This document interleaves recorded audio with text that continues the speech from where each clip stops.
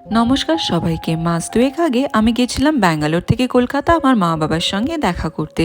মা বাবা কলকাতা একা থাকে, তাই চেষ্টা করি অবশ্যই যেন প্রতি 2-3 মাসে একবার করে দেখা করে আসি। ভিস্তারা এয়ারলাইন্সে টিকিট কেটেছিলাম। ভিস্তারা এয়ারলাইন্সে এটা আমার ফার্স্ট এক্সপিরিয়েন্স ছিল।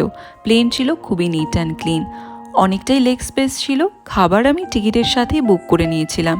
যখন আমি খাবারটা ওপেন করলাম তখন দেখলাম আমার কোম্পানি আর ভিস্তারার কেটারিং সেম কোম্পানি থেকে হয়, তাই খাবারটাও সেম ছিল। ওতে ছিল ইডলি, সাম্বার, ব্রেড, বাটার। রোজ রোজ নিজের ফ্লাইটের এক খাবার খেয়ে খেয়ে আমি বোর হয়ে গেছি। আমি ননভেজ খাবারই বুক করেছিলাম, কিন্তু কিছু টেকনিক্যাল রিজনের জন্য সেটা বুক হয়নি।